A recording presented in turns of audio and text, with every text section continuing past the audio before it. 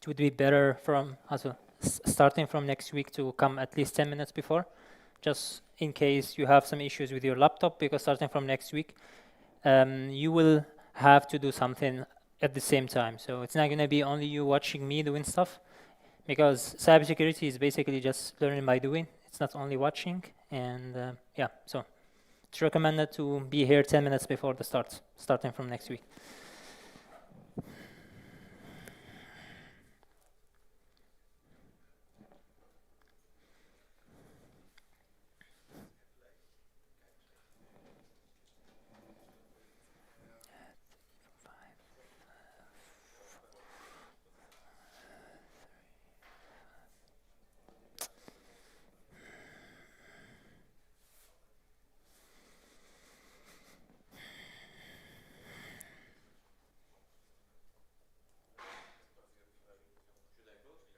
Yeah, it's fine. We'll wait 2 minutes more and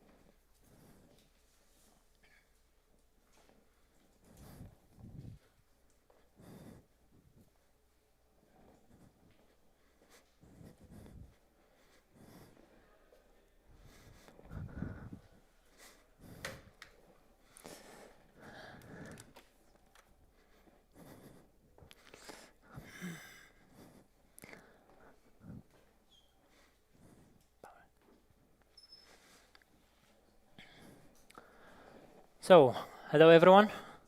How's it going first? Good? Nice. You'll be wondering why this guy did bring us today on a Friday here. Basically, today will be the first Cybersecurity Day, and it's going to be a workshop preparing you guys for our big event, which is Cybersecurity Day at the end of February. These workshops will be on a weekly basis, except 1 week it's just going to be replaced by 2 times on the next week after that one. And I hope you guys during these 6 weeks before the events to push yourself to the limits and actually try to do your some stuff yourself also at home to prepare. It's going to be between you guys, HHN, and also TUM, so basically all the universities in the Bildung campus. And I would prefer it if 42 students or 42 teams actually dominates it and takes at least the first 3 positions. So yeah, so this is just a small introduction to what we are doing here. Today, it's just going to be an introduction, so we're just going to talk about CTFs, what are they, what is the cybersecurity industry, and how can we start in this industry today. This is me. My name is Muad. I'm 22 years old. I'm a sportman, writer, researcher, cybersecurity researcher, also a meme dealer, and you will understand this through the presentation. I'm a 42 school graduate, and also right now I'm a computer science student at the DHBW, and at the same time I'm a point-of-sale system engineer at Schwarz. Also, probably you don't know this because I'm most of the time not here, but I'm also a part-time vocal at 42. And yeah, last but not least, I'm League CTF team founder and captain. This is my own CTF team, and we play on a weekly basis, and for now we are in the top 20 teams in the world. So yeah. What do we have for the agenda today? First, we're going to start with like an introduction to cybersecurity. We're going to understand this industry. Then we're going to get to know what are CTFs. Then we're going to do a small transition from CTF to real world. What's the real world industry is looking for, and why do we actually have to learn cybersecurity and in today? And also why CTFs and how can they help us in today? Later on, we will go into some more action. So we're going to stop talking and actually start talking about the real stuff. We're gonna dive into the different type of categories of CTFs and also the different types of categories of the cybersecurity industry, from reverse engineering, binary exploitation, forensics, crypto is cryptography, not cryptocurrency, just to make sure. Then web exploitation, and then MISC. MISC is basically anything that doesn't go into whatever is before that. So MISC is basically just a mix of everything what's before. And last but not least, we have some resources for you guys to prepare for at least next week. And yeah, that's it. First thing, intro to cybersecurity. What do you guys know about cybersecurity? What is cybersecurity? Breaking stuff. Cybersecurity is breaking stuff. Okay. Anything else? Securing stuff. Okay, this is the opposite. Okay.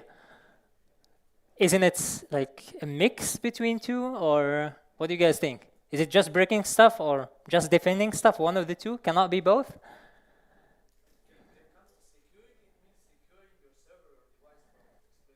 Okay, okay, so basically you are from the defense side. But do you know what Bruce Lee says? The best way to defend something is by attacking, and the best way to attack is by defending something. And this is actually how cybersecurity is built. It's this mix between attacking and defending. If you want to secure your system, you have to first try to attack it and find a way and attack vectors to reach that system and to own it. This is just small brackets, but in cybersecurity we use the term pawn. Pawn means to own a system, just to make sure you know this. So yeah, and do you guys know how does the industry looks like today? Like which kind of positions do we see in cybersecurity? I mean, the majority knows that we have cybersecurity engineer, but do you guys know if there is anything other than this? Like what are the other types in the markets? Bug bounty hunter, that's good. Okay. Anything else? Exactly. That pen tester is also one of them. Yes, that's also another one. Anything else? Okay, cybersecurity has at least 20 different positions, and each has dives into different fields. And most of the time, you have to actually go into one of these fields. You cannot go to all of them. But later on, we're going to get to know that we have to always find this sweet stuff between different categories. And this is where you will find yourself at most.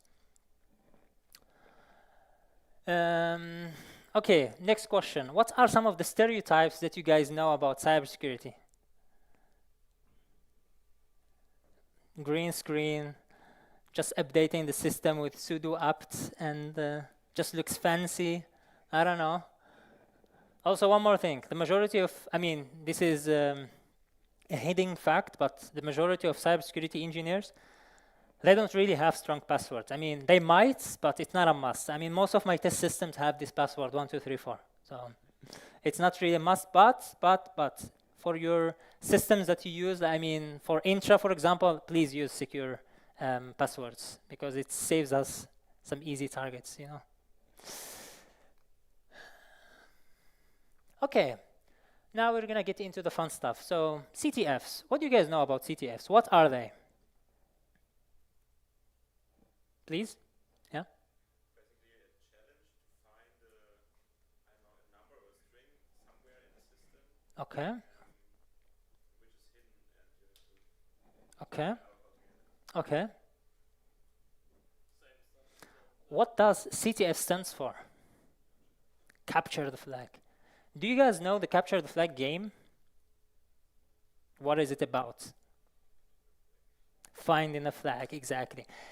Well, in the system, it's not that much different. A system is a field, and we just have to find the flag in this system. There is a different way for us to find this flag in the system. One of the ways is basically just to look for it in the system. Another way will be to own the system first, and then as a proof of concept, we're just going to retrieve this string. So as you can see, there is different types of these capture the flag things. However, this is not the only way. This is a picture from DEF CON 2017. Do you guys know DEF CON? DEF CON is the most famous and most famous conference for cybersecurity in the world. It's every year around August in Las Vegas, and they also have a cybersecurity competition. I mean, they also have a CTF competition, and if you qualify for this, they pay for everything so that you can do the finals there on site. So this is some of the potentials. And this picture is basically the finals in 2017.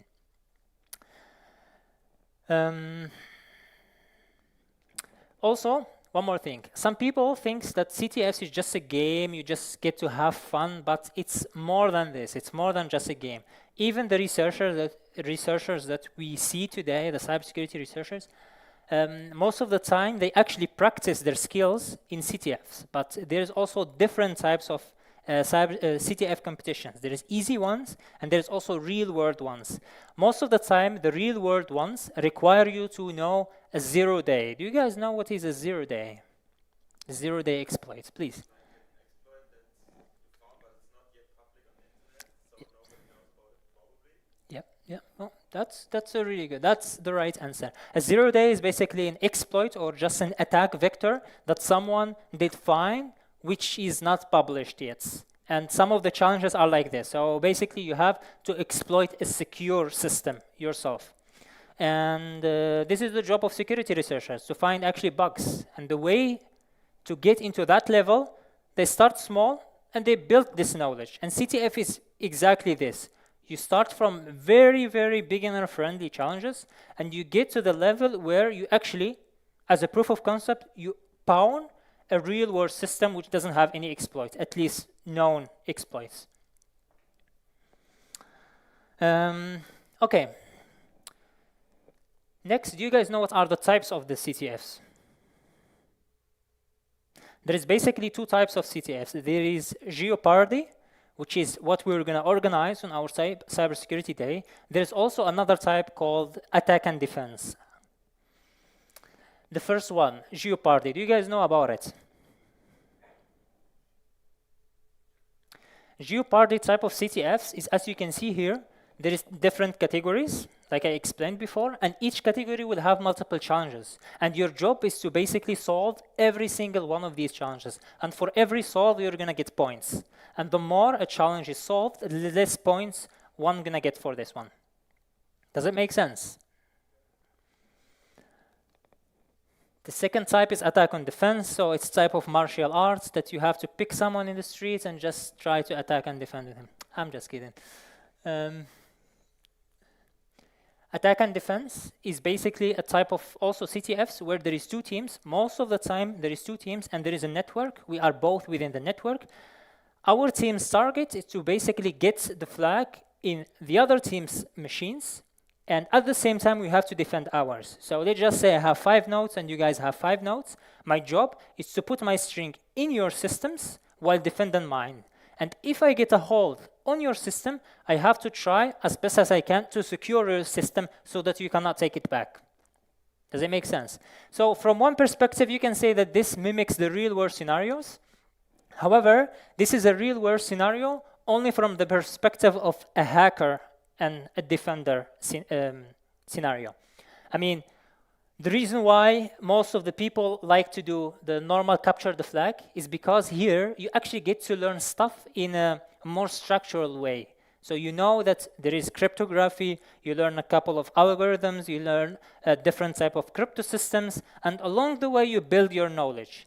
The other one, however, it's like on the wild. So basically, you just get systems and you try as best as you can to pawn the other and at the same time to defend yours. But why? Now is the real question. Why are we even interested in this type of game, CTFs? I mean, some people have people have different reasons why they're playing CTF. Some of them are playing for money because every competition will have a bounty. I mean, if you get top 1, you're going to get a sum of money. Top 2, it's a little bit less than top 1. And also top 3 will also have a little bit less. But some other people just play it for their careers. And later on, we're going to understand that most of the cybersecurity that are kind of practical-oriented jobs, they require some years of experience in CTFs. Some people play for CTF points. This is, I am one of the examples. My CTF team is super competitive. That's why we play every weekend, and we try as best as we can to secure the win, because every win gonna give us more points. CTF time is basically a platform where you find all the CTFs in the world, and it's on a weekly basis. It's always updated, and there is also a leaderboard there. It's a global leaderboard. This is one of the oldest websites, and also the website that actually shows the real level of your CTF team. It's called CTF time. There's also some people that do CTFs just for learning purposes. I don't know, they might be software developers and they're just learning this stuff to upgrade their level in writing code, because it's actually a fact that by knowing how to break code, you learn how to build stronger and better code. And there is some other people like me. Sometimes I just play for fun and for the memes. Some of the best memes that you can ever find are in the CTF's Discord servers, especially when the organizers don't manage their infrastructure correctly and the infrastructure dies. So what we're gonna do, we just start talking badly about them in their server, and nothing is better than this, believe me. I mean, there is something better than this, actually solving a CTF challenge. Okay, next. As you can see here, this is taken from Indeed and LinkedIn. Sorry if you can't read this, but basically these are 3 different job descriptions. And as you can see, all of them, they require highly ranked CTF player, participation in Capture the Flag CTF challenges. There again, extracurricular activities such as Capture the Flag competitions. As you can see, it's a widely thing. All the companies that are either have a product in cybersecurity or just a cyber team within the corporates, they all know about CTF. So it's a good thing to have in your resume if you are interested in this industry. And as long as you guys here, I assume that you guys are interested in cybersecurity to some extent, right? Come on, right? Yes, exactly. Questions? Do you guys have any questions so far?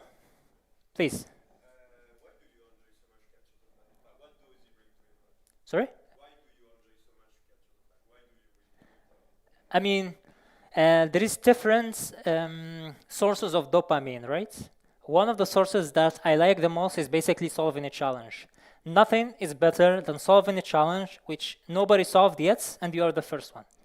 This continuous dopamine dose is what makes me, actually, that's what makes me do this every time. You can say that I am a CTF addict, and I'm proud of it, so it's fine. Also, from another perspective, as I said before, I'm a security researcher, and this is one of the things that I do to upgrade my level and also to be up to date to whatever exists in the markets right now. Any other questions? Yeah, please. Thanks. So it's also a bit related. You also write it that many times I look for jobs, and for example, other software developer jobs, English is enough. But for every time when it's cybersecurity, they want German. Why is that? Okay, cybersecurity jobs are not only in Germany, they are around the world. And the reason, I mean, yes, if you are trying to work in Germany, you have to have some level in German, because most of these positions, they are consulting positions, and they require you to be talking with the other people. I mean, this was just an example, but cybersecurity is not something only in Germany, it's something wild. I mean, you can be working for an American company even in Germany. You can be working for, I don't know, a Singaporean company also here within Germany. And most of the time they ask for English. At least so far from my experience, my team is from the whole world. They are not only from Germany. And some of them, they're working full-time as a security researcher from home, no problem. Even if the country where they are working, they don't know its language, it doesn't matter. As long as they know English and their level is to some extent matching what the company is asking for. So here in Germany, for some consulting position, yes, but as far as I can see, for most positions that are pen testing oriented or bug bounty oriented, they don't really require German. Any other questions? Yeah. Because it's recorded. Why are you doing these presentations? I mean, are you looking in a like perspective person that you can hire, or you can include them as a team member, or it's just for just like knowledge sharing stuff? Okay, so some of you guys here know about me. I started already giving, free lecture. I just do it because I like doing it. I started doing it like 1 year ago, and I was giving it for free without having any intra event or anything. But now, finally, we are trying to make our first cybersecurity day, and I actually want 42 to dominate this event. And to do this, I have to train you guys for this event. If this answers your question. Also, from another perspective, our team always welcomes talented individuals. For now, we don't accept beginners, sadly.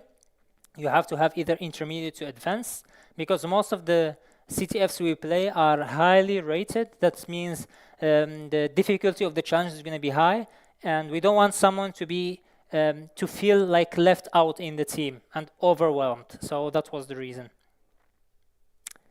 Yeah, please.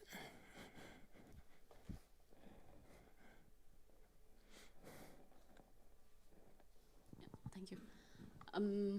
So there's two questions. The first question is, how long will it take for a beginner to reach a certain level in CTF knowledge? And you said there are 20 different positions in cybersecurity direction.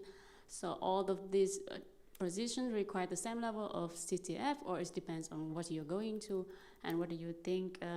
How can we orient ourselves along the way? Thank you. That's a really good question. So where do you feel like you are enough and ready for the job? From my experience, I'm just talking about my opinion and my experience, you will never feel like this. It will always feel like you're not good enough, and this is what we call the imposter syndrome. Sadly, it's the majority of us, even the best of us, have to go through this and feel it.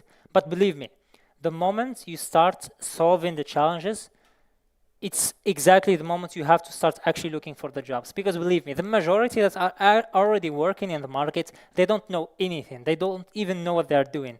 So whenever you feel like you actually know a little bit of stuff and you feel comfortable at least around one category, for example, web exploitation, which is the widely accepted and the widely liked by the majority of people. If you feel like you can solve the CTF challenges almost every week, then you will know for sure that you are actually ready for this.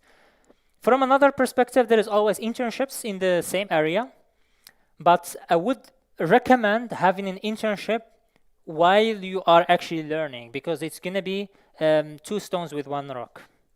Two birds with one rock, sorry. If this answers your question, so yeah. Sure, cool, there and then back.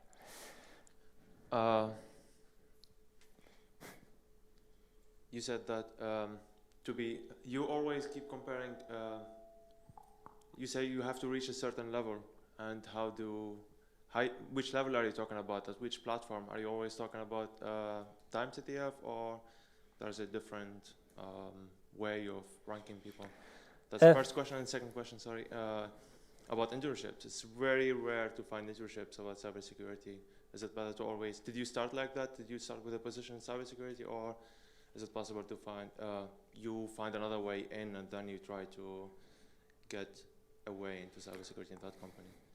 Okay, so going back to your first question, this is a hard question to answer, because there is some people that will solve the whole challenges in Pico CTF, for example, and still they will feel like they are not good enough, and sometimes they are really not good enough for a certain position, because you might solve a challenge but with a struggle. There is some people that will solve a challenge with ease.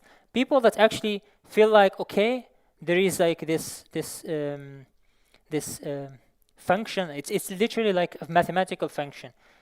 You cannot compare the way you grow with everyone.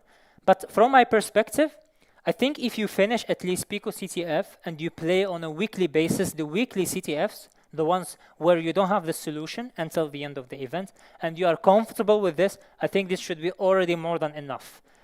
And answering your second question, for me personally, I started with an internship in cybersecurity, and I don't agree with the fact that there is no internship in cybersecurity, because back then I had at least 10 different positions that I could choose from, and all of them were cybersecurity positions, and all of them were internships. You just have to look a little bit outside of your scope, because most of these weren't really in Germany. They were in Europe, but not exactly in Germany. And also I can add here, if you have struggle in finding an internship, there is always another way, which is the bug bounty way. However, the problem with bug bounty, it is mostly oriented to web. Not always, but most of the time. Bug bounty, do you guys know what is bug bounty? Please?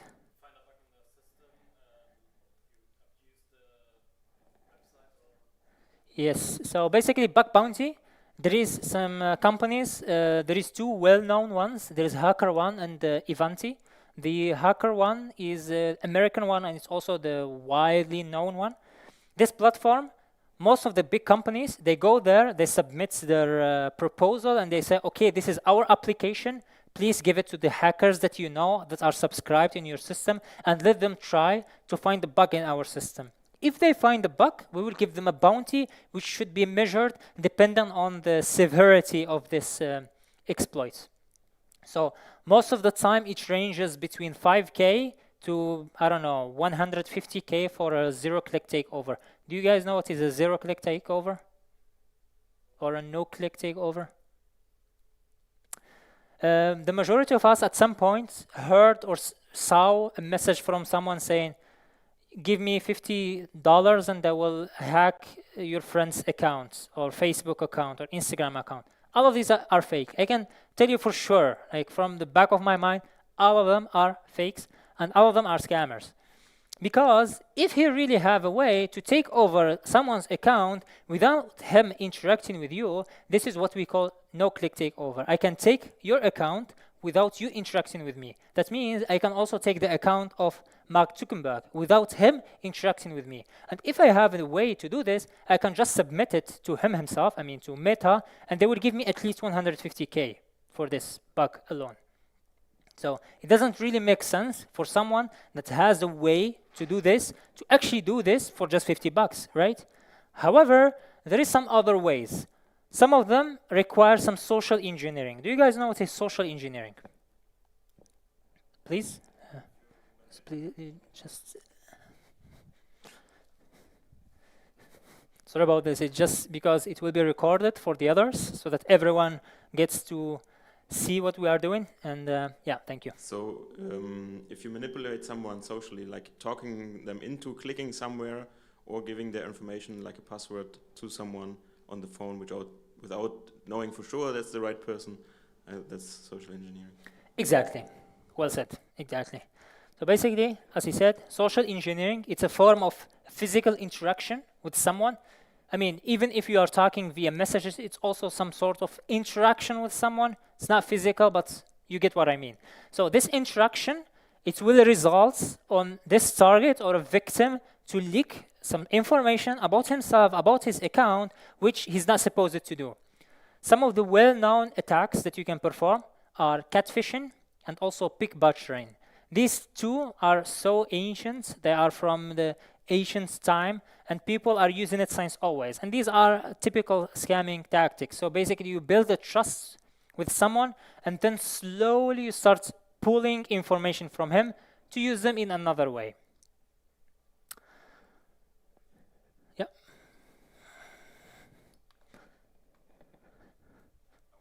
I was wondering, did you start with this whole topic about cybersecurity only after you joined 42, or did you already have interest in that before that? That's a really good question. I never really talked about my experience before 42. Actually, I was a math student. I was a math major. And during my math classes, I actually was part of the computer science club in my old university. And in that club, I got to know about cybersecurity. That was my first interaction. So as you can imagine, my first ever interaction with this field was after the university. So I mean, it was during the university, my bad. This is also one of the things that I wanted to mention. It's never late. There is some people that are like 16 years old, 17 years old, and they can already do a lot, but that doesn't mean that if you start at 25, 30, 35, 40, you're not gonna do anything. 2 people from my team are over 35 years old, and they are still doing CTFs with us.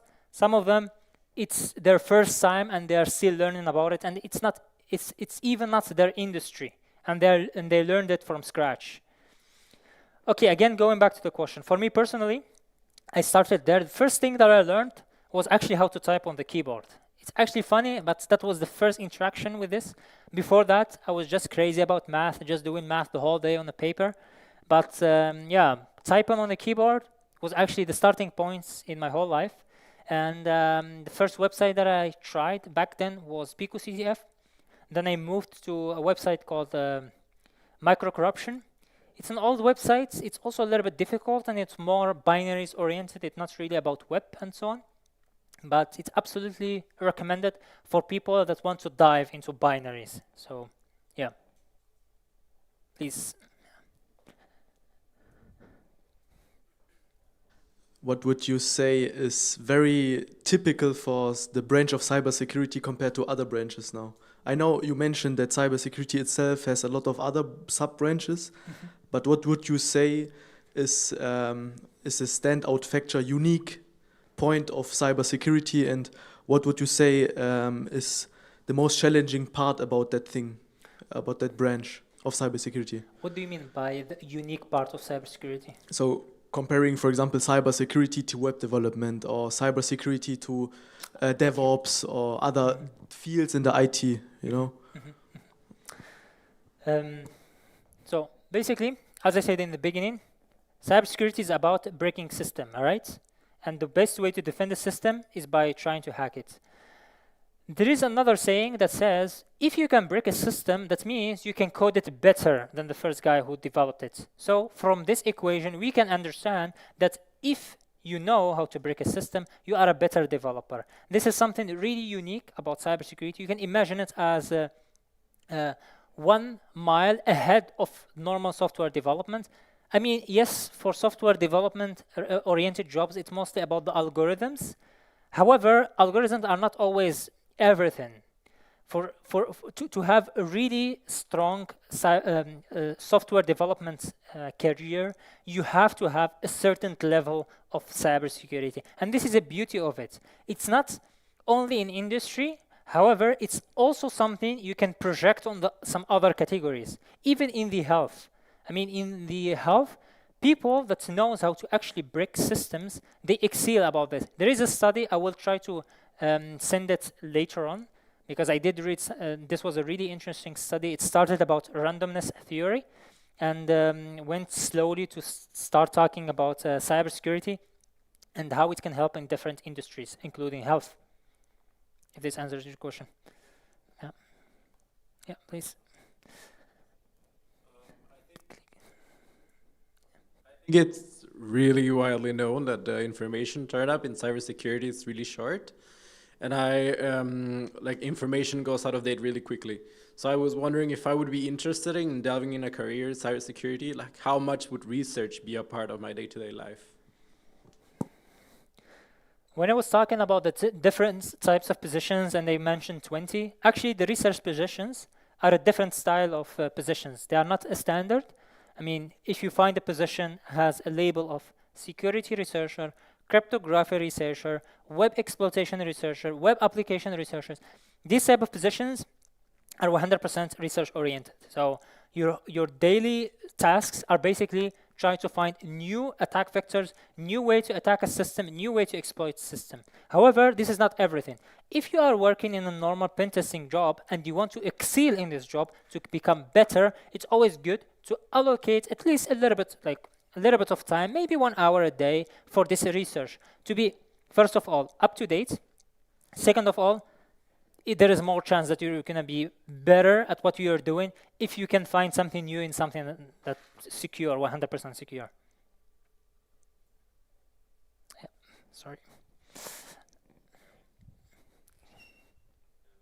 continuing to these questions, is there any particular way how you do this? Is there like a website, or is there like I know there's like this daily.dev site where it's like a conglomerate of news feeds, or how do you personally do that?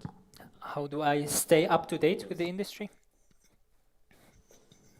Let me go back to something to mention first. Actually, staying up to date in cybersecurity is a really hard task. And along the way, you start building a network of different channels where you're gonna start gathering information. Personally, I use Twitter and I use Discord. In Discord, I'm already part of multiple Discord servers where they have bots that crawl different websites and they give you news like up to date when they are published. There's also, if you are interested in only 0 days, there's a website called CVE. Every new 0 day will be labeled by CVE. There's also some other name conventions like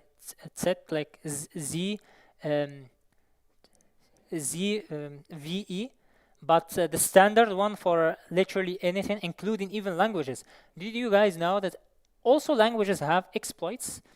One guy from our team last year actually found a 0-day exploit in Python. Interesting, right?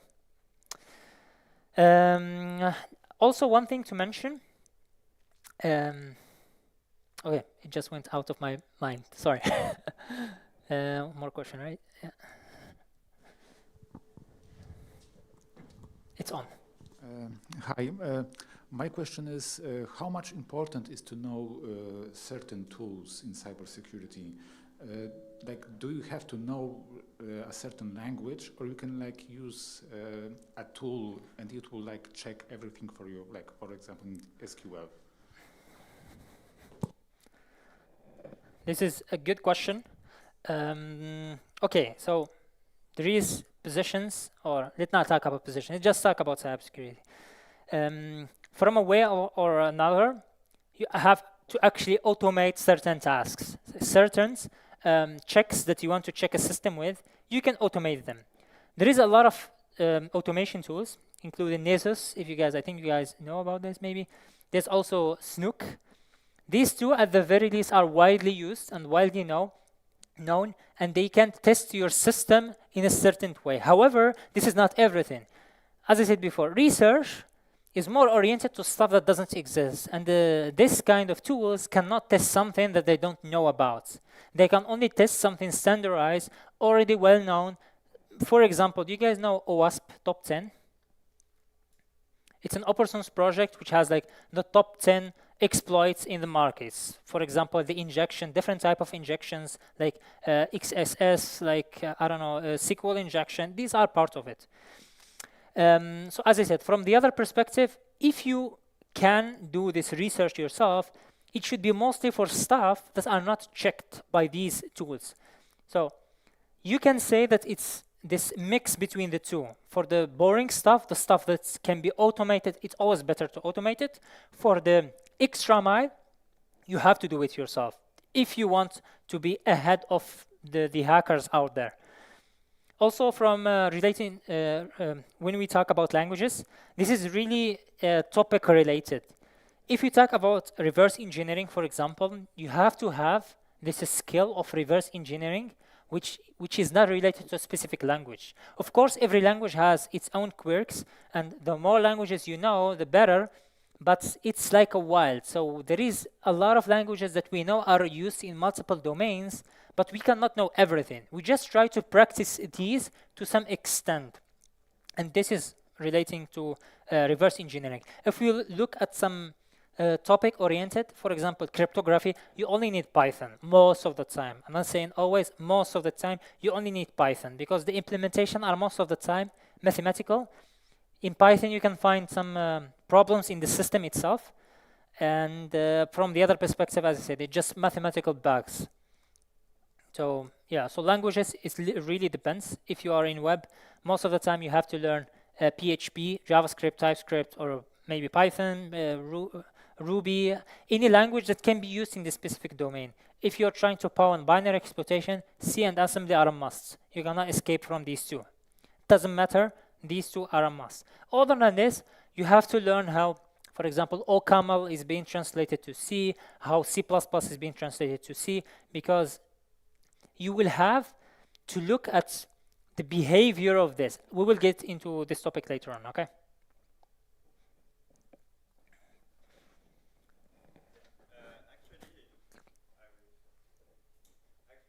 Is working? Yeah. Actually, in which field you feel there is like opportunity in cybersecurity and why?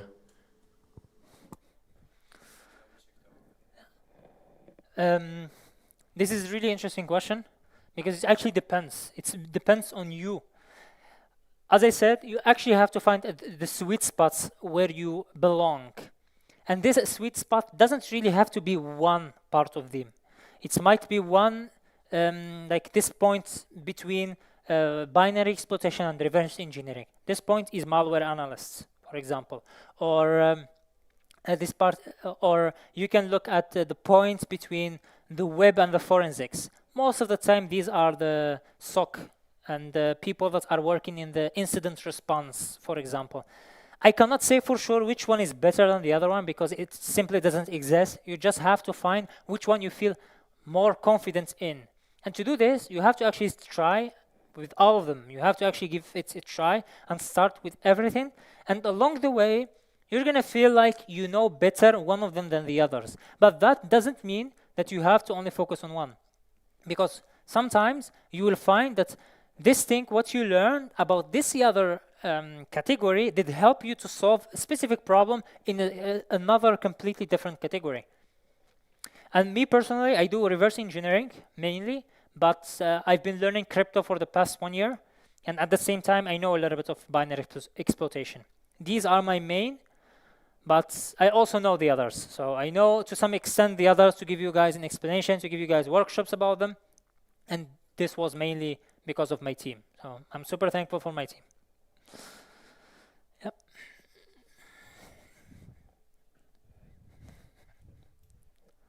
You said about the a dopamine rush that you have Yes. when you complete or solve a challenge. Yeah. Being in a red team, the attacking team, it's also probably giving you that kind of dopamine. Yeah. But what's with the blue team when you are defending? Is there anything? Is it boring? It's not always boring, believe me. Let me just give you a simple scenario. Let's say you did set up a couple of honeypots and you see a hacker crawling inside these honeypots thinking that he got a hold of the system. Aren't you going to feel satisfied that you did get someone into your trap and you did capture him? This is one of the examples. There is many. Believe me, there is many. In my internship, the first internship that I had, it was cloud security, and it was split into two. First 3 months was blue teaming, and the last 3 months was red teaming. The first 3 months, I had to build tools, I had to build honeypots, and the last 3 months was actually the hacking stuff. And I can tell both have their own sweetness, flavor. It just depends on how do you feel about it, and which one of them do you like. Any more questions? Yeah?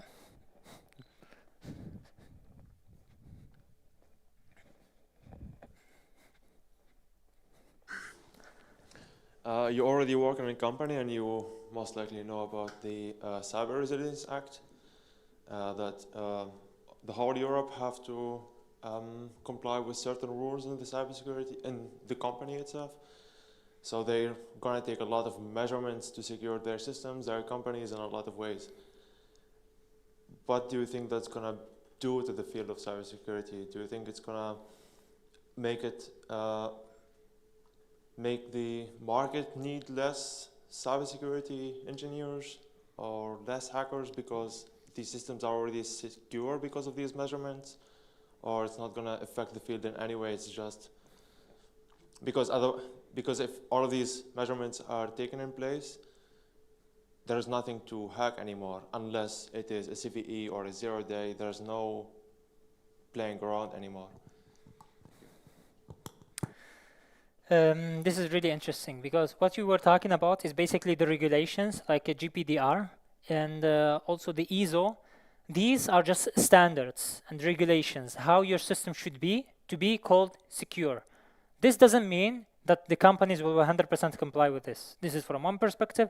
The other perspective, you can always find bugs. It doesn't matter how secure is your system. If the bug is not related to a specific attack vector, it can be a logical bug. I'll just give you an example. Do you guys know that last year there were a way for you to create, to open slots from someone else's account here in 42 without his account?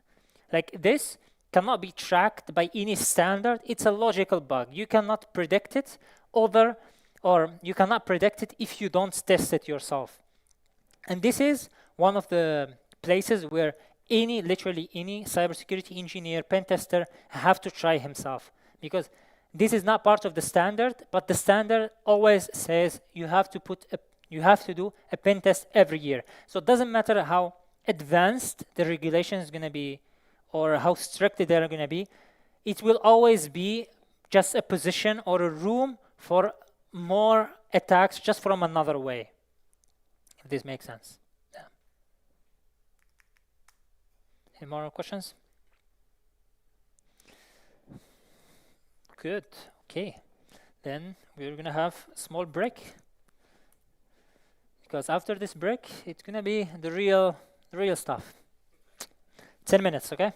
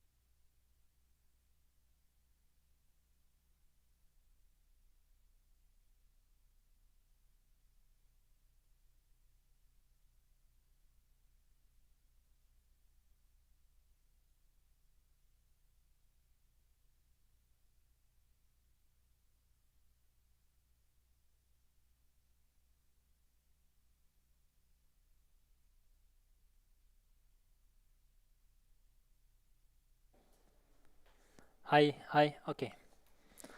Welcome back, guys. I hope you guys had a small break. Now we can continue to the real stuff. Now, no more talks. I mean, it's gonna be still be talks, but it's gonna be more practical talks. So yeah, just remember one thing before we start this. All of this is just about practice. It's really about practice. The more you do, the more you will learn. It's a simple equation. And it's a marathon, not a sprint. So try to be consistent, even if it's like half an hour a day. It's better than giving it like 12 hours one day, then after 2 months you forgot everything. Try to just be consistent about it. Also, in German, they also said, Übung macht den Meister. So just continue your practice. And also one more thing, you really don't need a high-end PC to start with CTFs or to do CTFs. I mean, look at this guy. He doesn't even have a PC and he's still working. So, yeah. Now, how to get started on this? I mean, we had this question multiple times. I didn't want to spoil it. That's why I left it here. It's actually about it's really this 3 parts. It starts with learning how to swim. Same principle like we had here in 42. Just getting familiar with the tools. I mean, in the beginning, it's fine. You're not going to be a researcher in one day, right? So you're just going to get familiar with the tool. Learn a little bit of Python. It's actually a must. You have to learn Python. And try to learn Python as a scripting language more than a programming language. Because, do you guys know what is a scripting language? Yeah? That's an example, but what makes a language a scripting language? Exactly. So basically, a scripting language is any language you can use to automate a task that you can do manually. I mean, of course, you can do this with any language, but it's much faster to do it in Python than in C. Or do you guys think I'm wrong? Okay, so yeah, learn a little bit of Python. It's not gonna hurt. And start and get your hand dirty in either TryHackMe or Pico CTF. That's what I recommend for beginners, especially for people with no prior knowledge in CTFs. TryHackMe is more of room-based. They have questions. They have like walkthrough, so it's more beginner-friendly. Pico CTF is also not hard.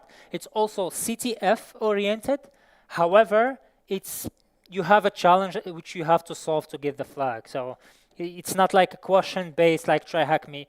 If anyone tried TryHackMe before, he knows what I'm talking about, or she knows what I'm talking about. Then the next step. So when you feel comfortable with this, you solve like, I don't know, 100 challenges in Pico CTF. Did you finish them?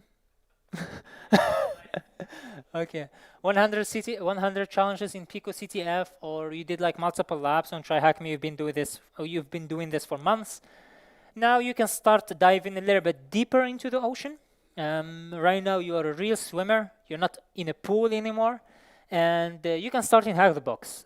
The majority finds Hack the Box really challenging, and this is because it's challenging. I mean, it's just challenging. So you need to have a little bit of experience plus Googling. Everyone here needs a lot of Googling skills to excel in this industry. Really a lot of Googling skills, especially Google Docs. Do you guys know what are Google Docs? No one? Google Docs are basically some parameters you give to your search to give some more specified search results. The browsers are really smart and they can really filter the output based on what you give them as parameters. One of the examples, it's also one of the widely used examples, is the type def. So if you give a word and then you give a space, then type def, then colon, and then you give PDF, it's just going to give you the website which has a specific PDF. We do this most of the time when you are looking for research papers. So you can do, I don't know, RSA attack on weak prime number, and then you do a space, and then you do type def PDF. This was just an example. You get what I mean? Searching can really help you because most of this knowledge is not really acquired by you already. So you have to acquire it from somewhere. And the more efficient you acquire it, the better the results. So again, try to learn Google Docs. It's not going to be, it's really going to be helpful. Also try to practice CTFs on a weekly or bi-weekly basis, at least the ones that I said on the ones on the weekends, the ones on the CTF times. Try to do them even if you're not, even if you're gonna feel overwhelmed and you're not able to solve anything. Just trying your best while solving it and then waiting until the end of the CTF and then looking at the solution with the author, with the people that tried it from a different attack vector or from a different side. It's really helping, and this is how we learn. Also, one more important thing, try to upsolve every challenge you couldn't solve. Do you guys know what is upsolving? Upsolving is the act of solving the challenge after you know the solution. It might sound like, yeah, I already know the solution, why should I bother? It's actually to get your hands dirty. This CTFs or this cybersecurity industry, it's all about practice. You have to use every little scenario you will come across to practice what you learn. Literally everything.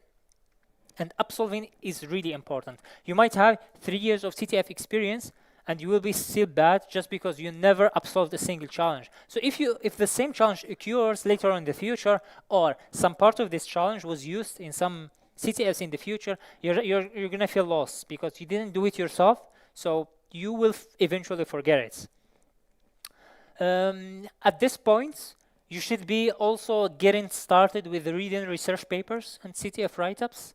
It might be a little bit challenging in the beginning, especially with how much lack of knowledge we have, but it's really important because at some point, to solve a specific challenge, you have to find a specific paper that actually represents this specific challenge. And to be able to read the paper, understand it, come up with the solution, it's a practice question. Okay?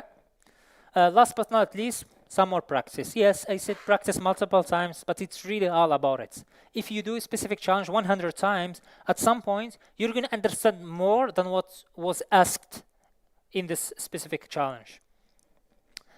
And in the end, this is only for people that really want to excel in the industry. I mean, if you are around the middle, you are already around the level of a junior cybersecurity engineer from different fields.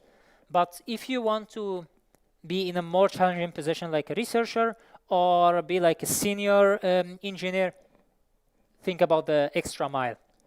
Extra mile is just about picking one specific specialization where you're going to be like going full depth, plus an additional subcategories which are going to help you in achieving this depth that you are looking for. For example, reverse engineering. Again, I'm just talking about my experience.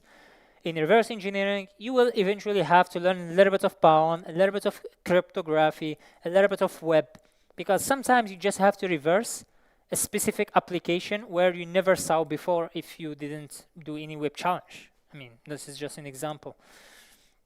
And at this part, or at this point, you have to actually start digging deeper and looking at different source codes, like the source code of the Linux kernel. It might sound scary, but it's not. I mean, everyone does it. It doesn't mean you're going to find a bug if you read the code, but we are all here, I assume you are C developers, or we know C at the very least. So if I give you C, which was written by another guy, well documented, aren't you going to understand it? Aren't you guys going to understand it? Yes. Exactly. You guys going to understand it. So why not give it a shot? I mean, there will be a couple of things you never used maybe, but it's just going to be a question of a little bit of Googling. Again, going back to the Googling. Okay? Also, at this point, you have to start writing your own research. You learn how to research stuff by writing actual research papers. And yeah, that's from my point of view, or from my opinion, this is like kind of roadmap to achieve what you are looking for. I mean, it depends what you are looking for, but for what I am looking for. So yeah, and again, all of this, it's not really a straight line. It might be at some point you learned a little bit of forensics, then you went and learned like one new language, like Rust, for example. You coded something on a micro kernel level. You went back and you learned a little bit of web. Then you went and tried something different. It's fine. This is totally fine because security is just about the sweet spot. So This is totally fine.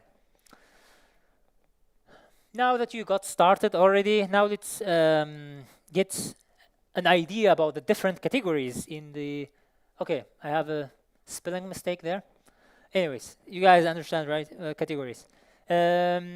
First is reverse engineering, which is my favorite one. Second is binary exploitation. Then we have forensics. Then we have crypto and web exploitation. And last but not least, we have MISC. MISC, I said before, what is it? Do you guys remember what I said? Combination or something completely different. For example, do you guys know what are gels, pi gels, for example? They are a specific art or type of MISC challenges that are more about escaping some restrictions. A gel is just a restriction. If we talk about, I'm not talking about the real gel. I'm talking about restrictions we put on a system. The most famous one is the Python gel. So you create some restrictions. For example, do you guys know a little bit of Python? Do you guys know import system? Let's say in this specific binary or this specific code that I'm going to give you, I'm not going to allow you to import this system. There is always ways to actually bypass these restrictions to achieve calling system without having to do this import system thingy. And this is part of the PyGels. You're going to tell me, why do we have to learn this as well? And I will tell you, in web, there is a specific type of attacks called SSTI. Do you guys know about this?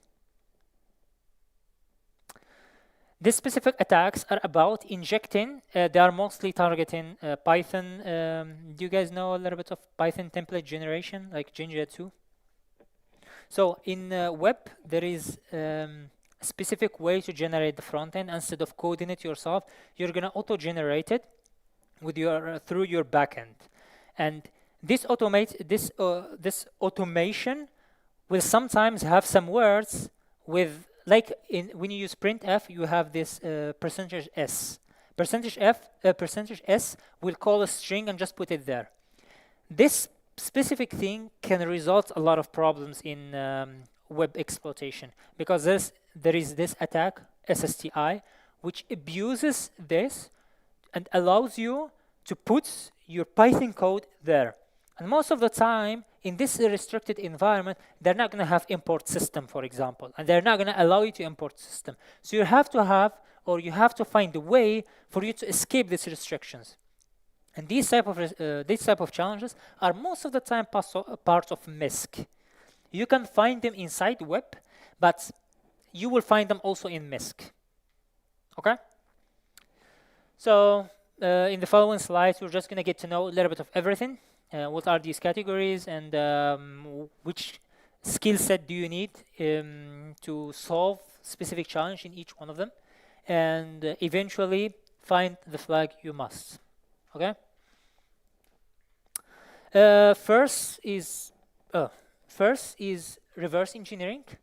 That's me half of the time. I always feel myself like incognito mode, like a hacker, when I use GDB and I read like assembly code. It's really a nice feeling. And yeah, also let's talk about this reverse engineering. First, it's a skill. It's not really a category. It's a category in the sense of CTFs, but it's really a skill that you have to learn. Do you guys know what reverse engineering exactly is and what exactly means?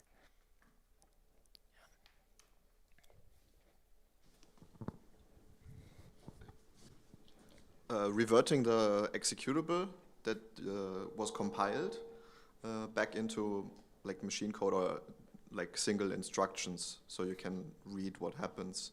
And I think usually it's in assembly that you get back, so you need to know assembly code, I think. Yeah. Good, really good answer.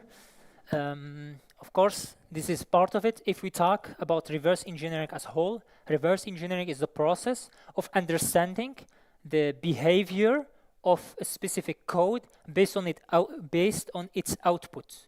Or you try to reverse from output, try to get back the input that was given. It's something used in, for example, do you guys know cracked versions of, I don't know, Adobe Premium, or a cracked version of any suspicious thing that you might have downloaded at some point in your life? All of these were made through this reverse engineering. So they pick this program, they try to break it, try to understand how it works, they try to patch some specific part of it. Patching means changing. Okay? You try to change some specific part of it to make its behavior different. So patching is part of reverse engineering. Okay? So again, what is reverse engineering? Trying to understand what is the input based on the output. Okay? And again, it's a skill. It's not really a category, because you might need it to be to understand the binaries and find a bug in the binaries for binary exploitation. You might need it to understand your the web code and be able to find a bug in your web code. You need it to also reverse a specific cryptographic encryption and try to come up with a decryption for it. You might also need it in your forensics daily life duties. For example, you might need to reverse a specific, I don't know, binary and understand its behavior, like after a breach happened. So as you can see, it's literally everywhere, and you can project it to literally all the other categories, previous categories.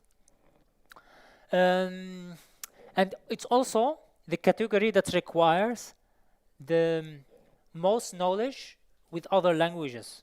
So you might come across a binary which is written in Go and then compiled, and then based on this decompilation, you have to understand its behavior. And believe me, if a binary was compiled in Go or Rust and you're looking at machine code, you're not going to understand it.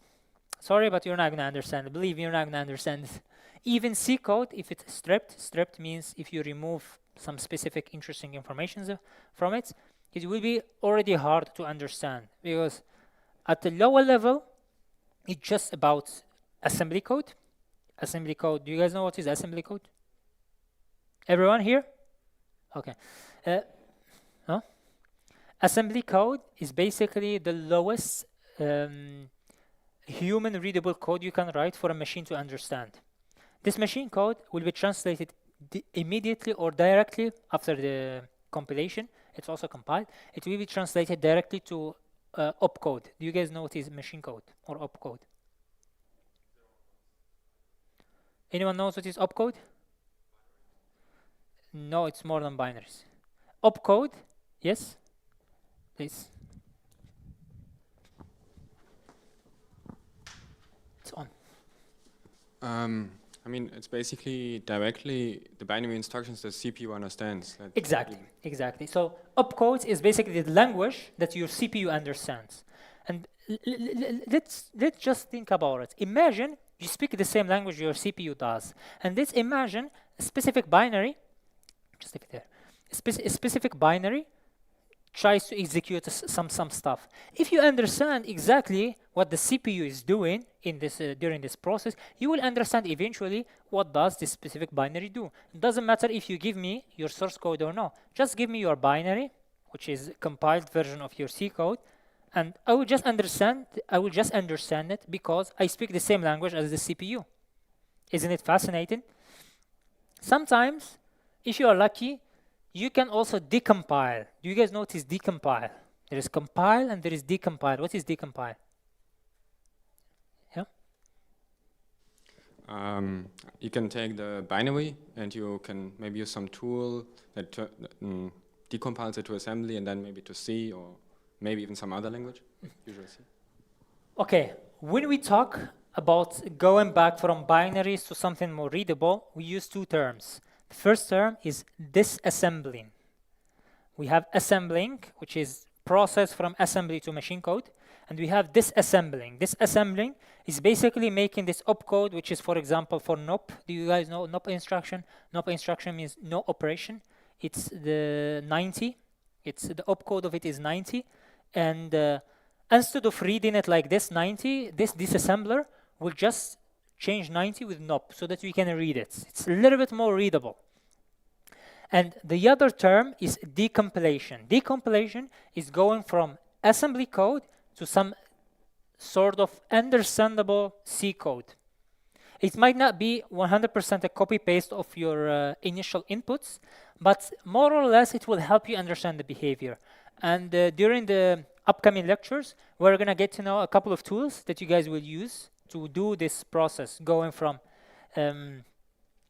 binaries to disassembling, like assembly, and then from assembly to C. Okay? So just try to get familiar with as many tools as possible, because I'm saying because so many times. Anyways, all these languages, OCaml, Golang, Rust, any language which is compiled, even Python, you know that you can actually compile Python code. You can actually compile Python code, and the output will have the format PyC. This is a specific compiled version of what you're trying to run. And also this, you can, you can disassemble it. But it's not really easy to understand, because it's not going to be as simple to understand, as any other C binary. But it's a process, just practice. So just you chilling home, you're just going to write a code in OCaml. Why writing code in OCaml? You're going to write code in Rust, compile it, and see how it looks like after it's been decompiled. So your Rust code, compiled binary, from binary you're going to try to go back to some C code, and you're going to try to correlate. So we're going to see that this specific part always repeats, and this specific part does this part does that. So later on, when you receive a specific binary, you're going to understand how you're going to go around it. And one of my favorite tools to do all of this, to do this specific disassembling, is GDB. It's from GNU. One of the best tools, especially if you are a programmer and writing in C, you have to have used this at least once. Maybe you guys used LLDB. It's just the same thing for Mac. So it's just a debugger. But it's super important because it allows you to walk through the process and the execution process of your CPU. So at some point you think, okay, at this specific time or at this specific instruction, which things have, or what is happening in the registers, or what is happening in our memory. At this point you can leak some stuff, for example. You can understand some more stuff. So you see the process, and knowing GDB also helps in your software development life. There is a bug, you don't understand why your program crashes, you have to go through it with GDB. You will know it 99% faster than just putting a bunch of printfs everywhere. Everyone does it, right? I'm included. This is reverse engineering. I was gonna do a small Q&A now, but I will leave it till the end. So after we go through all the categories, we're gonna have a Q&A. So save your questions, either write them down or save them until the end, okay? This is reverse engineering. Again, it's an art, it's a skill, it's not a category. You will have to learn this either way. Either you're gonna do any other stuff, you have to learn this. Next is binary exploitation. Probably you guys not gonna understand this picture, but Pwners will for sure understand this. Basically, if a specific binary is calling, do you guys know glibc, right? It's the library, standard library. When you do include, I don't know, system or include any standard library, it comes from here. It's in your system. It's also compiled. Like when you did your libft, it's also a library. And this is also another library, just this is a standardized version. Now, just imagine, you're using malloc, function called malloc, you guys know it, right? And this specific function will be coming from somewhere, right? As long as it's not in your code, it will be coming from somewhere. And this is where it will be coming from, glibc. It's in your system, already compiled, you're just gonna call it dynamically. I'm not gonna talk about how you dynamically compile something, how you statically compile something, and what's the difference between them. This is also maybe one of the homework for you guys to do it until we do the binary exploitation, because it's really important. Now, let's just go back to our scenario. Now you are calling your malloc. Now your malloc is actually coming from glibc. You just imagine you think that malloc is doing a specific behavior, But this is only based on a specific version that you did work with before. Let's say glibc 2.23. However, the system you're trying to pawn or to own has 2.25, just an example. Now we have a problem because your exploit might not work in this specific system because the bug might have been already mitigated. Do you guys know what is mitigation? To mitigate something. Please?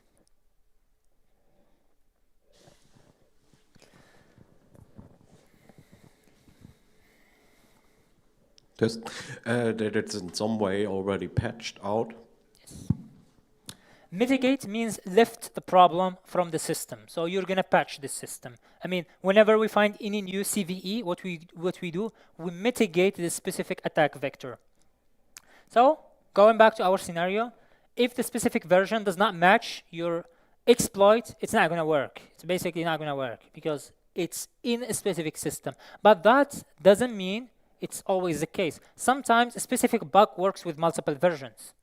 Here, there is a really amazing GitHub repo which explains every glibc and all the bugs inside it.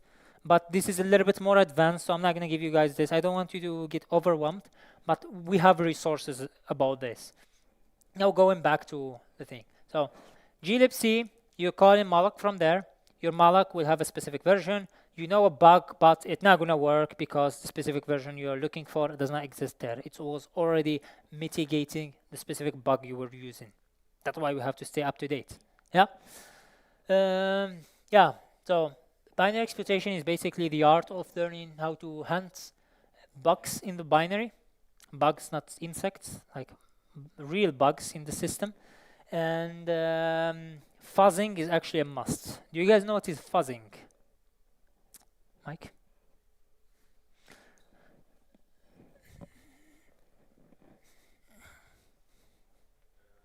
I don't exactly know it, so I'm really glad that this is coming to topic now. But I think it's to bombard the system with as many inputs as you can randomly and see if anything fails. Great answer. Yes, that's correct. Fuzzing is a way of testing a specific system against multiple types of inputs. So you're just going to try different type of inputs, and you're going to see which one of them are going to result in a crash. Because every bug in binary exploitation, again, every bug starts with a crash. Crash is a SIG fault or a board or any types of bug. This is what we are always looking for. This is always your starting points. Even in the research industry, talking about, for example, what I do in day-to-day life, if I want to test a specific system against some vulnerabilities or I don't know, I always use fuzzing as a first step. Doesn't matter whether it's a binary or a website, you always have to go through fuzzing because there is some stuff that you simply don't want to waste your time in. You want to be as efficient as possible. Your work actually starts after you find a specific bug. I mean, after you find a specific crash. Sorry. And sometimes you have to link multiple crashes to create something more useful. So fuzzing is actually a must, and there is sometimes some tools. For example, in C, there is a fuzzer called EFL. And for web, there is a Barb Suite Pro maybe, or Nessus is also a fuzzer. I mean, it's a tester. You test bugs in a specific website, but it's doing some sort of fuzzing to test SQL injections, XSS, or some other type of bugs. If you don't understand the terms that I'm using, just be patient, please, because we're going to go through them at some point, either now or later, like this SQL thing and XSS, okay? Yeah, so learn how to find crashes. We like crashes when you are doing binary exploitation, not if you are doing C projects, but when you are doing the this stuff, because crashes are your leads. They take you from not knowing anything about the system, but actually finding some clues about a way to exploit a specific system. So it might be either leaking something from the system or actually having a straight RCE, which is remote code execution. Okay? So this is binary exploitation. We're going to continue to the next one, forensics. It's all about finding evidence. So forensics is basically the aftermath of a breach. Let's say some sort of hacker that exploits a specific system or did hit a specific company with a ransomware. The job of a forensics guy are basically to investigate after the occurrence of a specific breach. And what happens, why it did happen, it's part of the defense team. And there's also the incident response team, but I'm not going to dig deeper into this, okay?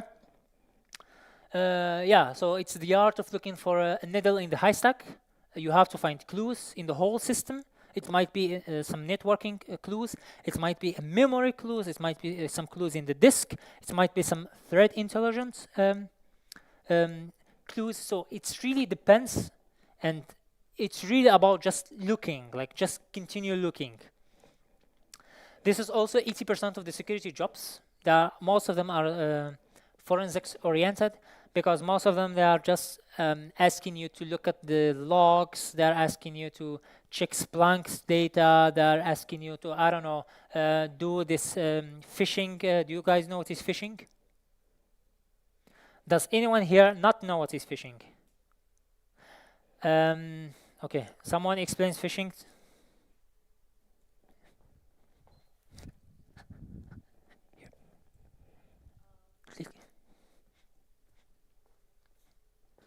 So it's kind of, you got phished when you click in an unknown link or a bad link through email or through maybe message, and then this.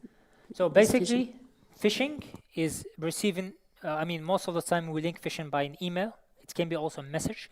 We say phishing email. It's an email that looks legitimate. You think it's coming from a trusted party. However, it's not. It's coming from a malicious party which wants to either wants you to click on a specific link or wants you to say some data you're not supposed to say.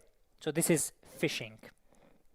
Sometimes they ask, like for this specific job, forensics, they ask you to do these phishing simulations. They ask you to check whether or not this reported mail, is it really phishing mail, or is it just something not malicious at all? So these are kind of stuff. However, it can also be some real stuff. I mean, it might be, we don't want to, but it might be a breach happened and you have to investigate. Most of the time, like if you really want to do this investigation, you have to look for a company that's, their product is this. Product of the company is looking into the after breach thing, okay? Yeah, so basically it's the art of learning how to investigate the system after the breach happens. It has multiple subcategories. For example, memory forensics. So from your RAM, you try to retrieve some clues. There's also disk forensics. You try to find anything wrong, anything suspicious in the whole disk system. It might be either Linux or Windows, doesn't matter. There is also network forensics. So from, do you guys know what is a PCAP? PCAP files. Do you guys know what is Wireshark? Please. The microphone.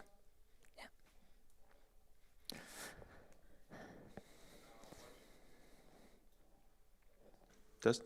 Yeah. Wireshark is a tool to capture network traffic, and a pickup is the output of that tool. Yes. It's a Pickup are basically the packets which were captured in your network traffic analysis. So on Wireshark allows you to capture this traffic. You can see what is going on, and maybe you can understand what is going on. So if you see a specific, I don't know, a specific binary called calculator connecting to the internet, aren't you going to be suspecting this? Like, why should a calculator connect to the internet? I mean, this is also one of the aviation mechanisms you can do. So you rename you rename your binary with something that doesn't look sus, but it's actually more sus when a calculator is connecting to the internet. Yeah, there is also threat intelligence. It's also part of this. There is also, well, some people will be mad at me for saying this, but open source intelligence, or OSINT, is also part of forensics, because you are investigating, but what you're investigating are the people. So you're looking for I don't know, you found like through your clues, you found like specific name. Now you have to start collecting information about this name. This information can be in public networks, can be in websites, can be anywhere. And the way we look for this stuff is called OSN, open source intelligence. Okay? Cryptography, and this is not my main category, but my favorite. It's cryptography and not cryptocurrency. Please, it's not cryptocurrency. Like most of the time, you just say that, okay, I know crypto, and the first thing that people thinks of is cryptocurrency. Please. This is the most theoretically oriented one out of all of them. It requires math, a lot of it, to understand the formulas, because it's all about understanding different crypto systems, hashing, encryption, zero knowledge proofs, digital signatures, and actually understanding how these different types of encryption works, how they can be exploited. I will just give you an example. Do you guys know RSA, AES? These are types of encryption. One of them is asymmetric, which means it's used for a secure connection between two parties. Let's say we have Alice and Bob, the favorite two personas we most of the time use. Alice wants to send a specific message to Bob, but she will use the public internet. And because the public internet is not theoretically secure, we should do something about this. So we have to either encrypt this message with a trusted setup. So we trust the process that if someone captures whatever is going in between, they're not going to understand what was sent. I mean, RSA can be used in this case scenario. Elliptic curves can also be used in this specific scenario. Symmetric encryptions, on the other hand, are more about encrypting something locally. So you don't have to send something over the network, because to encrypt something you need a key. And this key should be something you own alone and should not be shared by anyone else. And if you want this specific person, like Bob, I am Alice, and I'm sending this specific file to Bob, I encrypted it, she's not going to be able to decrypt it because she needs my key to decrypt it, and I cannot give her my key over the network. That's why we created something called asymmetric encryption, which is a way for us to send a encrypted message, and only Alice can actually decrypt it. Okay? As I said, this is the math-oriented one out of all what we saw before, but this can be also intersected with some other categories. For example, in reverse engineering, sometimes you have Cajuns. Have you guys ever heard Cajuns? So when you want to activate your Windows machine, you need a key. This key has behind it an algorithm that generates this key and also validates it. This is a key generator. If you want to break Windows and use it for free without giving a key, you have to understand how this keygen works. And as you can imagine, this is an algorithm, which means it has some specific crypto stuff going in the background. And if you don't know crypto, you're not going to understand what is going on. So you see this intersection between reverse engineering and also cryptography. Who have here some math knowledge or math background? Doesn't matter, either bachelor in math or bachelor in computer science. No one. Damn. Okay. This might be the least favorite one for you guys, but I will try to be as nice as possible in the CTF, because I can put 3 challenges that nobody gonna solve. I mean, I want you guys to taste it, even though it sounds theoretical, but just give it a try. I mean, this math is a good math. It's not the math they've been teaching us our whole life. A square minus B square is equal what? A minus B multiplied by A plus B. Come on, guys. Come on, guys. Anyways, this is the math stuff. It's for math people. There's also a lot of good resources for this. And most of the time, the challenges are research papers, crypto research papers oriented. I like it. So, I think this is last but not least, or maybe more. Let me check. Yeah, this is last but not least. It's web exploitation. It's what everyone likes here by default because everyone interacts with web. Everyone likes to sit home and like hack someone's websites without them knowing about you and stuff like this. But it's also the most saturated one out of all of them, which means you need to actually be good to find a spot in the industry. It can be both server side and client side. Do you guys notice the difference between server side and client side? Does anyone here not know what is the difference between server side and client side? Okay. Does someone know what is it and wants to explain it? Okay. You mean by that the code or like? I mean in general, if you want to attack a server-side program or if you want to attack a client-side program, what's the difference? In web exploitations, there's two different, as you said. For example, server-side is where you can inject code into one of the parameters of a website, and that code gets executed in the web in the server side, and you can get command execution from that or something. And the client side is that you can inject some code that other user is going to see in the future and gets executed only for that user, and so only the client side is affected. Bingo. So, well said. Client side is basically the backend. It's the server serving your website. Client side is the front end where you interact, and this the platform you see. And web exploitation, it can be both. It can either be something you will get a hold from a front end to reach a back end. It might be you will get a hold of a back end directly with one shot, which is RCE. And it might be neither one of them. I mean, if you don't find anything, that's the only case. So yeah, server side, most of the time, we name the famous XSS. And server side, we mostly say SQL injection, because SQL is the language of databases, and we are trying to inject something to bypass something. Inject something to bypass something. Client side, again, inject something to bypass something or to redirect someone to something. So I'm gonna store my XSS in the website, so someone, when he clicks about something, I'm gonna do something malicious with him. So this is it. Does it make sense? Okay. Yeah, as I said, it's the most widely spread in the world. The majority of people have access to the websites, and they actually want to try to test it out. Web exploitations, it's not about running Nmap. Do you guys know what is Nmap?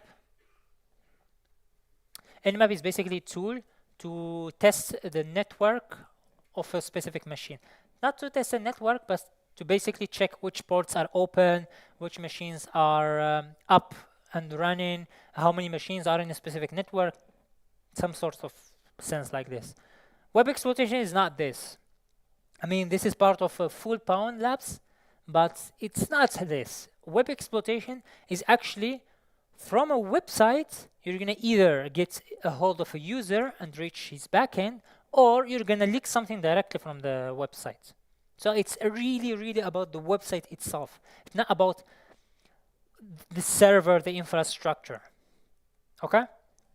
Also, during the CTF, it's banned to use any of these tools. Nmap, GoBuster, any tool that do the fuzzing is banned in the CTF because the challenges are more oriented to trying simple stuff. This fuzzing can work in the real world, but not in our stuff. So whoever does this during the CTF will be banned. I mean, his IP, I'm gonna see it and I'm just gonna ban him immediately. Okay? So no fuzzing, no GoBuster, no Nmap, no tools that actually damages our infrastructure. Okay? This is just brackets. Yeah. Also, web exploitations is the knowledge needed to excel in the bug bounties and pentest jobs.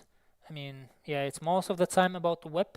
Sometimes also about desktop applications, but most of the time it's about web.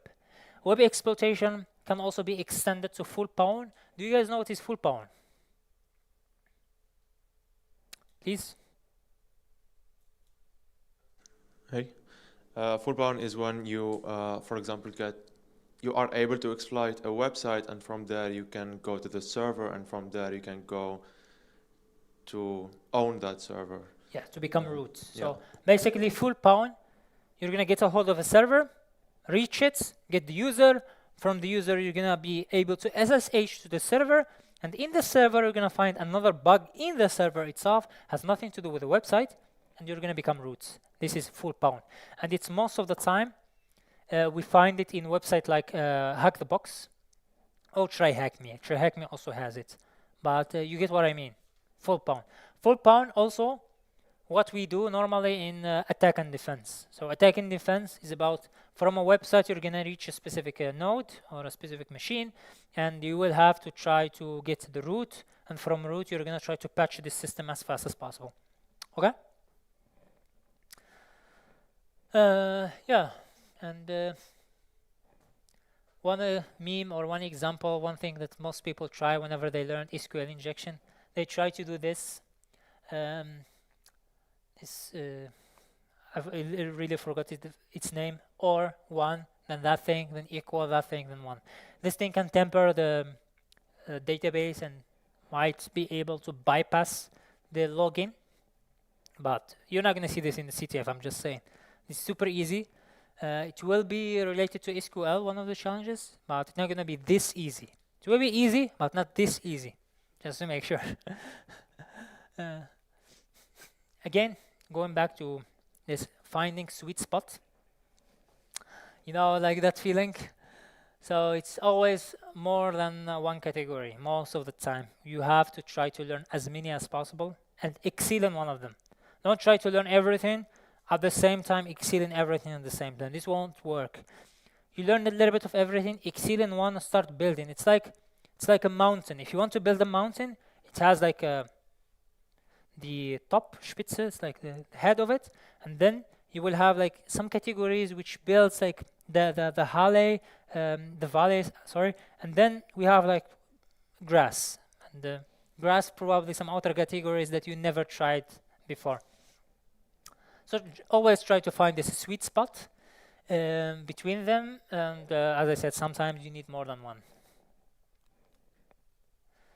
Again, practice, and then practice. Do you guys know this guy? You know this scene? I will find you. So just practice, please. Okay? Yeah, going back to, now just to give you guys again the resources. So start please with, here. Start please with Try Hack Me, Pico CTF. If you have no prior knowledge, if you're already doing this, try to do a little bit of Hack the Box. Try to look for maybe last weekend CTF. I think it was last weekend. Which CTF did we play? Yeah, IU CTF. It was organized by the University of Toronto. Try to look for the challenges that they did made and try them out. Maybe I think some of them are really easy. Try them out. And if you can't, you can look at the solution, and after the solution, you can upsolve them again. Just give it a little bit of time. Try to think about solution. Don't look at the solution immediately, okay? And the extra mile probably is not for now. We can do this later, or maybe if any of you feels like he can do everything and knows everything, he can message me. I will give you more challenge and stuff. Other than that, let's go back to our slides. Here. Wait, again, practice, again, and this is the logo of CTF time where you find all the CTFs. So if you want any weekly CTFs, also the global leaderboard, you can find it here. Also, if you are imagining how you're going to look like after 10 years, these are 4 people. You can be Elisa, she's a researcher. You can be Amelie, a bug hunter. You can be Adam, a malware analyst. Or you can be Sam, a pen tester. So this is just an outlook, how you can see yourself or how you can perceive yourself in the future. Now, for next week, I will do this after the Q&A. Let's start with the Q&A, and then we are going to go back to that thing. Please, where is the mic? Okay, you have it. Start. Yeah. My question is about the Cybersecurity Day. I did not know that I signed up for that, and I don't know what is it and how it's gonna be. So maybe some more details about it. Yeah, so basically the Cybersecurity Day is going to be between the 28th of February and the 1st of March. It's going to start at 12 o'clock midday from Friday to Saturday. We, the Bocal, are going to provide food, drinks the whole time, the whole 24 hours. It's going to be challenging to stay up the whole night. It's also going to be team-based, but you're also welcome to play alone. At most, it's going to be 5 people in the team. We're going to open the registrations maybe next week or the week after, depending on the load. And we're going to close the registration 1 week before the CTF.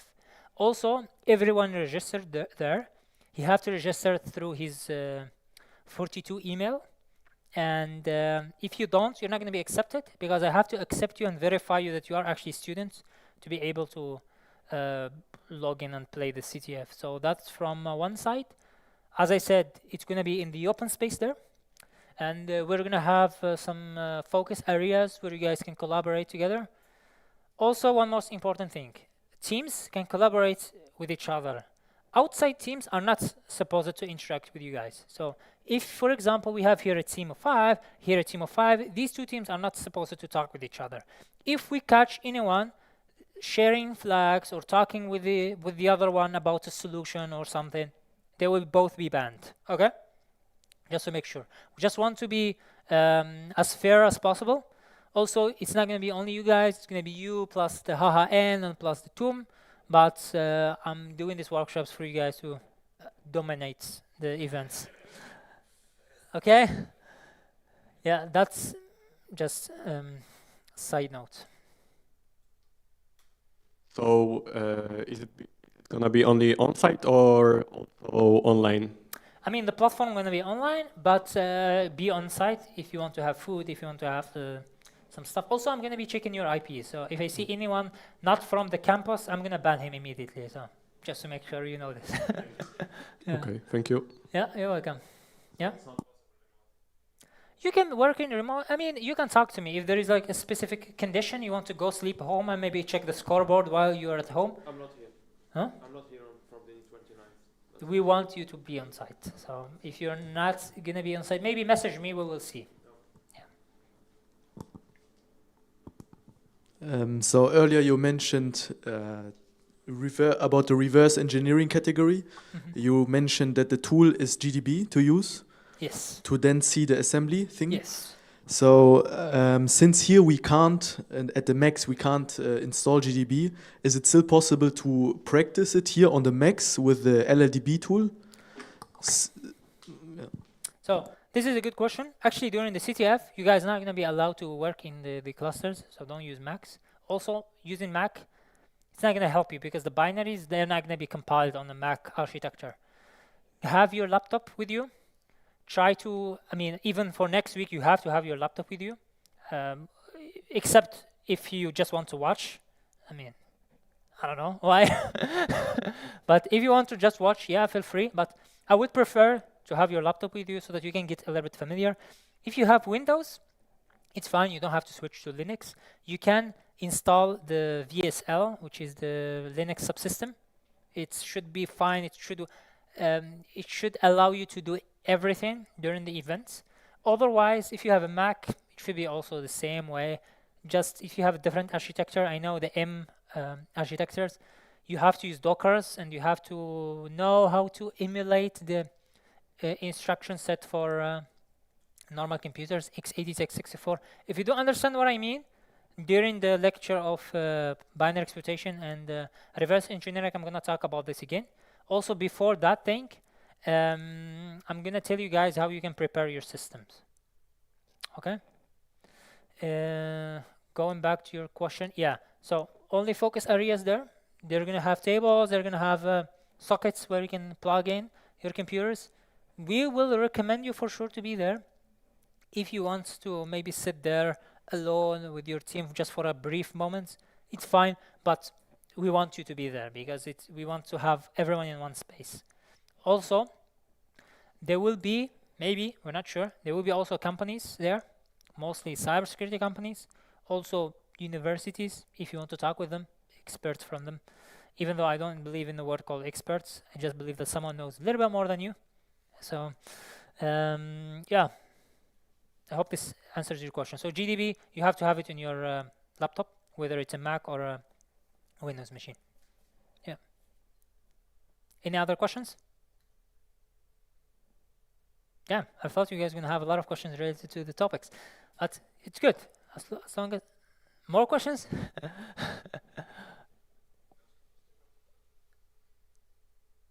You guys can also have theoretical question, like question related to specific category, what is needed. I'm not gonna spoil, but I might give you some hints. Yeah, I have a question for cryptography. Yes. Which math skills would you say are the most important to? Which math? Math skills are the most important because for someone not coming from a math background, I just want to know if I. Your math background? No, without Okay. coming from. I just want to know where would the best my focus lie, or should my focus lie? Yeah. So you're not gonna need the math of the school. You're gonna need a little bit of. Do you guys know modular arithmetics? It's when you do modulo. So if we do, for example, 1 million modulo 256, it's gonna be a number. The output of this is gonna be a number less than 256. Elliptic curves, they work with groups and finite fields. Finite fields only operate in this stuff, and this is the whole security of finite fields. It's because you don't know how many iterations you did walk to reach these specific points. This is the whole security of it. So if the challenge is related to arithmetics or RSA, most of the time in asymmetric encryption, so RSA, Algamar, Diffie-Hellman, elliptic curves, all of these will require, at the very least, the modular arithmetic. But I would suggest you guys look at the algorithms themselves, try to understand them, because most of the time they're not really hard. They don't require you to know, I don't know, try to modify some vectors or I don't know, draw a sphere or something like this. It's just some mathematical equations that just interact with each other and they make sense. That's it. So look for, okay, this is one of the hints. Look for RSA, try to read about it. It's gonna, like, there will be for sure one problem related to RSA. Try to at least understand how it works so that during the workshop of crypto, you guys can have a lot of questions to bombard me, okay? I hope this answers your question.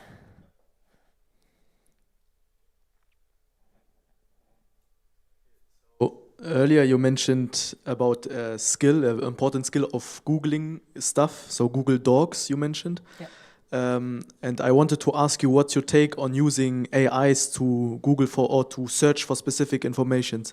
Do you think this is a valid approach of searching for specific informations in order to save time, to be efficient while learning stuff? Or do you think the Google approach is better suited for the cybersecurity field? Actually, this is really interesting question, and I talked about it with some of my friends yesterday.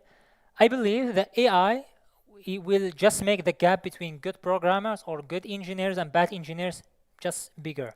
It's just gonna make the bad engineers dumber and just gonna make the good engineers smarter, not smarter, but more efficient. So if you know how to use these AI tools to help you to do some specific stuff, for example, even me, I also use them from time to time. I mean, I just pick, for example, a specific code. I tell it, can you explain this? And what do you think will this look like from C perspective, or like something like this? Or translate this code for me to Python. Some stuff like that. This stuff helps you understand the process. It helps you automate stuff. It helps you to be more efficient. This is really good. If you're looking for also information, it's the same thing. If you know how to look for information in a specific document and you just want to find multiple documents related to a specific topic, please feel free to use AI. There's my two favorite ones are DeepSeek. It's a Chinese version of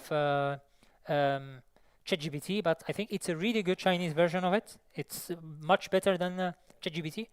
It also has two options, deep thinking, and which is more logical, and there's also the second one, which is search, and it searches the whole internet.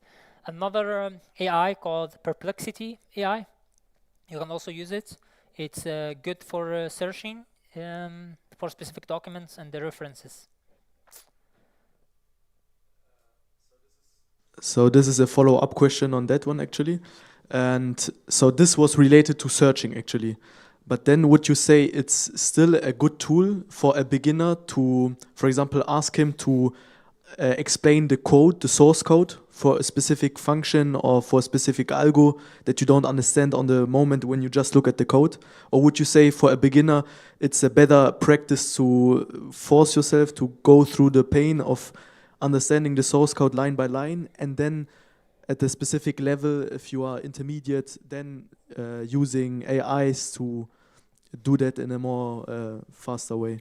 Okay, so personally, I think if you are absolutely beginner, it's good to get yourself to practice understanding code, but it should be with the help of the AI. Try to get yourself comfortable with using AI as a helping tool, more than a tool that will do all the tasks for you.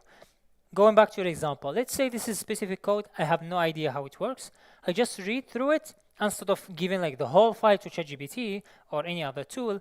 I pick a specific part that I think it doesn't make sense. For example, the initialization of variables. Yeah, you're gonna understand this. You don't need an AI to tell you that these variables are initialized.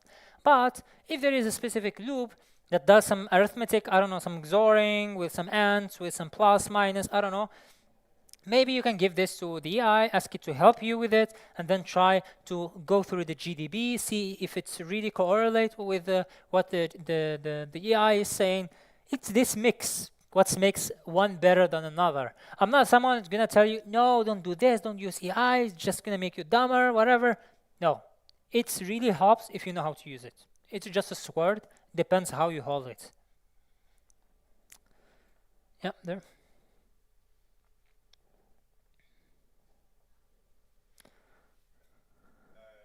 It works, yeah. Just a question about the investment you want minimum for us to give, because yeah, I'm not sure if like I can fulfill all the time to it, how many time you want, because like. Yeah. So for me, I would recommend at least 1 hour a day, at least 1 hour a day, at most 2 hours. I don't want it to, I don't know, make you burn out before the event or like make you tired about it or whatsoever. Try to allocate between 1 hour to 2 hours. Also, I would recommend after today's lecture, try to find some really good friends, 2 or 3 or 4, form a group and try to split it between you guys. Just make sure the team is balanced. That means not 5 people knows web are in one team. I mean, yeah, you can do it, but your chances of winning the CTF will be much lower. So try to find people with different interests. Try to collaborate with them. For example, tell, okay, me, you, and him. I'm gonna tell you, maybe you're gonna look at the binary exploitation, you're gonna look for a web, try to do as many exercises as possible, and we will do crypto, for example. So this is the kind of preparation that I want you guys to have. And for now, at least the people here, you will find for sure at least one here who likes something more than the other. Try to find them. So, any other questions? Okay, good. Then we can go back to next week. Again, bring your own laptop, install one of these 2 tools, either Ghidra or IDA. The slides will be shared later, but feel free to take a picture. So install Ghidra or IDA and have some fun with it. Try to write your own code and compile it and give it to Ghidra, let Ghidra decompile it. You will get comfortable with the tools that way. Don't jump immediately on the challenges. Try to also try different stuff. Install Python if it's not installed and learn a little bit of Python. I would tell you for sure, Python, you will need it during the CTF. For sure. Like, you're not gonna escape from this. So try to learn a little bit of Python. Again, as a scripting language, you don't need this object-oriented theories. You're not gonna need this. As long as you can write functions that does a specific task, it's more than enough. Watch some YouTube videos about reverse engineering and forensics, because next week it's gonna be reverse engineering and forensics, okay? Also for the people that have the machines of Mac with M, try to Google literally this, write it down. Google how to emulate x86-64 in my machine, whether through Docker or through anything else. But you will have to need to emulate this. So this is for sure. I might share something before next week. Maybe I will create something, a GitHub repo that automates this stuff, because I also have a Mac there. But yeah, try to do it yourself first. So there is no guarantee that I'm going to do it. This is optional. Try to watch a little bit of assembly. Next week, believe me, it's going to be assembly heavy. So try to watch as much as possible and get yourself familiar with Pico CTF. I want every single one of you here, and I will check it next week. At least 20 challenges should be solved in Pico C. They're easy. I gave this guy 100. So 20 should not be a problem. So yeah, if you do constantly like 1 hour to 2 hours every day, you should achieve it. Also, there is solutions on the internet, but I'm telling you now, I'm gonna pick a couple of you guys, I'm gonna ask them about the challenges. So if you copy something, understand it and upsolve it yourself. So I'm not saying this so that you escape from my hands next week. I'm just doing this for you guys, just for you guys to do great in the CTF. Also, we have prizes, so your hard work not gonna be going in vain. So yeah, again, I want 42 teams to dominate the Cybersecurity Day. If Haha In and the TUM students are watching me, sorry guys, I'm just for my team. Sorry. And bonus, yeah, next week I will bring some challenges. If anyone solves them, I will pay for your lunch. So that's more bounties for you guys, okay? And with this, we will end our lecture. Thank you for listening. Thank you for being here. And yeah.